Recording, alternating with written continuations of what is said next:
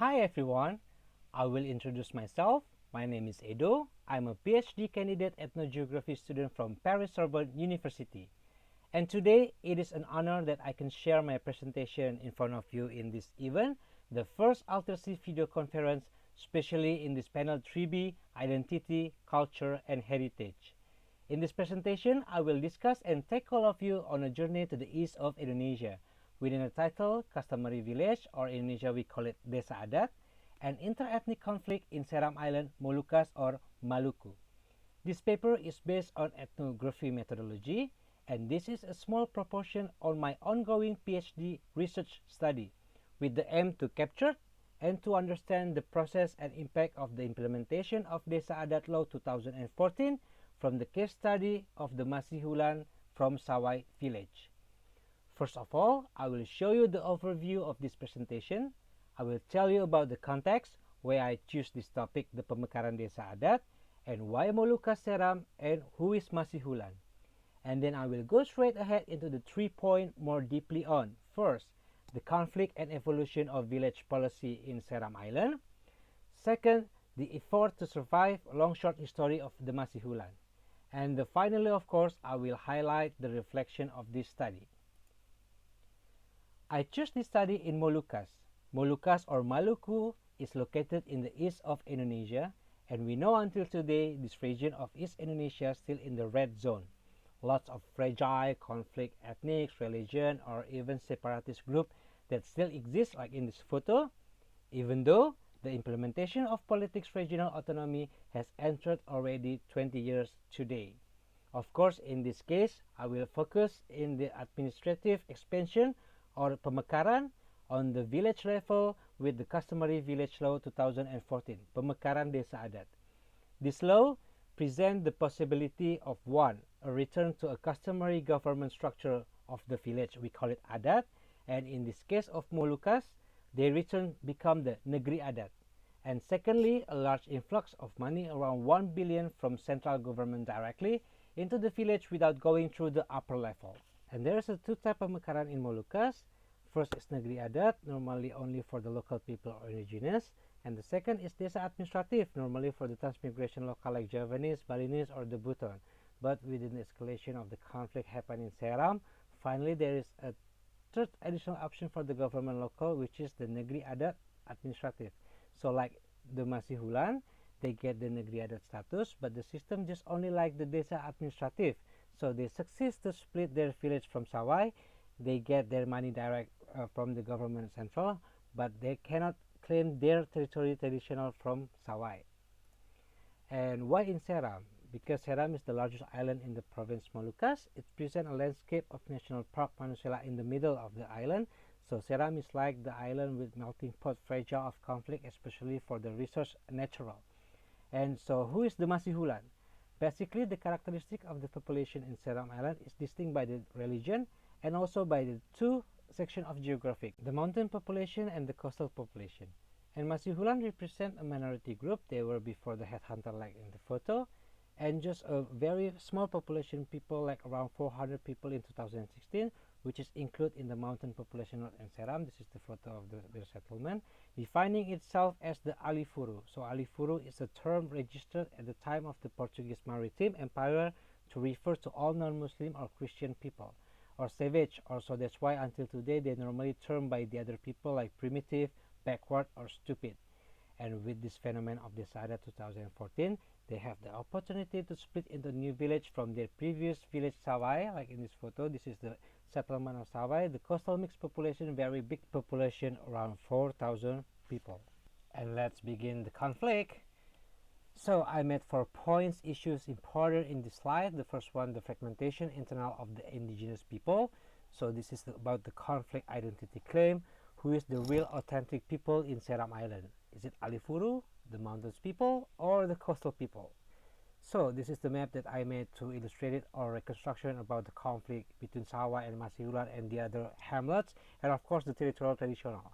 So before the implementation of customary village 2016, Sawai was a village principal and had 5 hamlets, or initially we call it dusun. So this is Olong. Olong is the expansion of territorial Sawai population that's already overcrowded, and this is Rumah Olat and Masihulan. They were the representatives of the mountains population, or we call it Alifuru also. And there's Besi and Opin. It's the same characteristic, the coastal population like Sawai. And what is interesting in this case, after the implementation of Customary Village 2016, all the hamlets, include Masihulan, claimed they were original people Adat from Seram Island, and asked for split into the new village from Sawai. But only one hamlet, Rumah Olat, failed to split from Sawai, so Rumah Olat very jealous and begin to attack Masihulan and make the situation more conflictual and chaotic. Like in this photo I took during my research in 2016. Rumah Olat begin attack Masihulan village, put all the booby traps surrounded and inside the village Masihulan that made all the women and children left the village and hiding into their forest around 3 days. And we continue to the second issues of elite captured. So this expansion of customary village that I found in this field under the name of Adat, in fact, is just a negotiation of a tool for the game of elite Adat and government local that want to make the new regions of Seram Utara Raya. So Sawai given with the promise by elite local government to change his status village to be a district, and to get the status of district, Sawai needs requirement a minimum for village. So under this reason, finally Sawai had to give the expansion to their hamlet in order to get the district status or kecamatan. So that's why Masihulan finally can split also from Sawai village, but in the other hand, Masihulan also used for backup from their connection for local government representative in PDI party, in exchange promised to elect a president 2014 from PDI. Next, we continue to the third issue, the village funding and election of the king. So based on my research, village funding or the money became the first passion or the first reason Masihulan to split from Sawai. But it's normal for the group of minority because they never get money before or always got very small sharing under the village of Sawai. Normally, all the funding from government local or center or even the company and NGO project development always go to the hand of the Sawai first. For example, there is a company of that stream that always the money goes to the village of Sawai. Or another example, there is a railroad construction company in this location. We call it the SS. And before 2016, it was Sawai who received the financial incomes paid by this company. And after Masihulan became village 2016, finally they have the power to negotiate with the Sawai and the money goes officially to Masihulan. But this village funding also have a side effect. Normally, who's going to control the money? Of course, the king or the leader of the village. So it's began the new problem, the conflict internal in the Masihulan village. They start to conflict and debate each other to choose which clan that can be a king. Same as in Sawai village. They don't have a king, which ruled by the temporary or functionary official until today. Now let's move on to issues number 4 about the traditional territory. This issue is very complex. However, the implementation of Negeri Adat in Seram has not been discussed about the establishment of traditional territory because the elite game of the regency head of the Kepala Kabupaten who doesn't want to rectify it and usually used as a political tools for the agenda of the next election. So this is quite funny and at the same time this is really sad. However, there is already a conflict in the downer level such as Masihulan who is at the moment preparing themselves to strike back Sawai for their traditional territory. So if we look at the map, Sawai can have this dark brown color territory around 27,000 hectares because of the combination of the 5 hamlet traditional territories including Masihulan. And this is the Masihulan territory with the green line around 11,000 hectares. The Sawai claim could have occurred during the 7th century Dutch colonization era where the Dutch established a Regenschappen in the interest of the spice trade monopoly activity. Just like in this document, you can see how the Dutch group the population of Seram where Sawai is made as the principal village that leads 5 groups.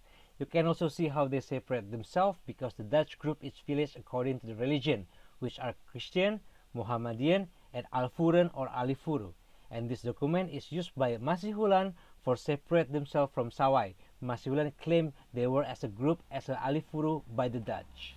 And when Sawai became the village principal by the Dutch, Sawai claimed all their territory and made the system of Petuanan territorial.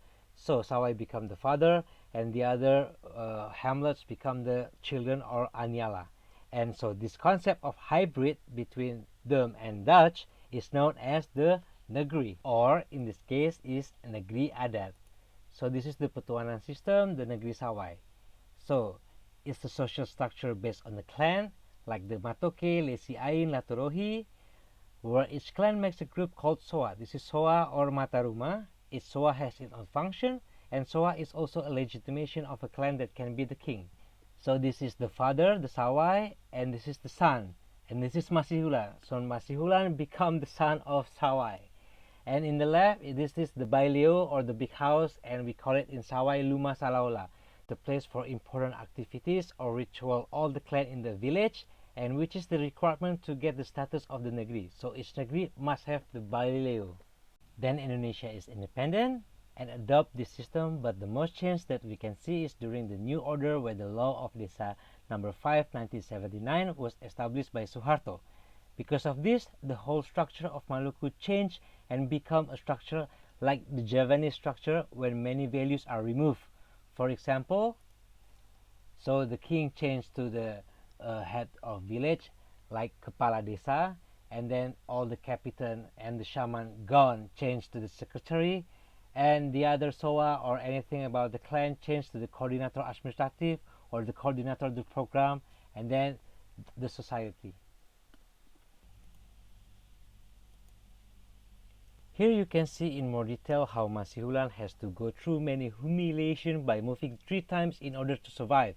First, they had to move to Popotun because they lose from the Dutch, so they were moved near the coast to ease the control of spice trade monopoly by the Dutch. Secondly, when they were accused to join the group RMS or Republik Maluku Selatan, because the military post of RMS was close to the jungle of Masihulan, so they were forced to move near Rohune or near Sawai, where Sawai was used as the military post of Indonesia, so they are considered pro-Indonesia.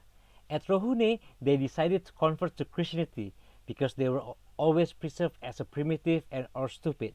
Even though that year we can consider it also the year of the outbreak of the Communist Revolution in 65. Here, they abandoned their Baileo and changed into the church, which has become a problem today because the requirement to have the status of Negeri Adat is to have the Baileo. Lastly is the conflict civil of Ambon in 1999, where they were forced to move to Mapa, where they live today because they are scared to be attacked by Sawai, which is the Muslim village. So, Masihulan finally changed their identity name to Paisi-Pulane, which means the Sisir Bulan or the calm of the moon, because Masihulan was the fake name given by the Dutch and Sawai when they lose from war with the Dutch and forced to take him down. Masihulan means the loser people. You can see in this picture the new Masihulan or Paisi-Pulane. They will live together permanently, and were finally, with the village funding, they can buy the genset direct to build the electricity on the first time, and they can also make the permanent roads with a big church to show their identity to Sawai, and most importantly, they made a statue of Paisi-Pulane in the middle of their village. And beside this is the banner, you can see the role of the politic as well that I already mentioned before. And they also get access direct to the vaccine or the puskesmas direct to their village. And finally, we come for the reflection. So in this slide, I highlight the 3 points. The first one, we found the new series of conflict and the fragmentation within the groups of indigenous people. So who is the real original and authentic people in Seram Island? Second, the pemekaran upon the name of adat, but in fact more likely towards the politic election of the king and money, even elite capture, and no discussion with regards to the traditional territory. The last one, terms of adat, is very confusing. It's like tools backwards using primitive ways, and before or after the Dutch. To conclude, I will be arguing how customary adat village, in this case in Seram Island, is increasing conflicts and tension instead of reducing them. So thank you, Tabea, terima kasih, dan sampai jumpa.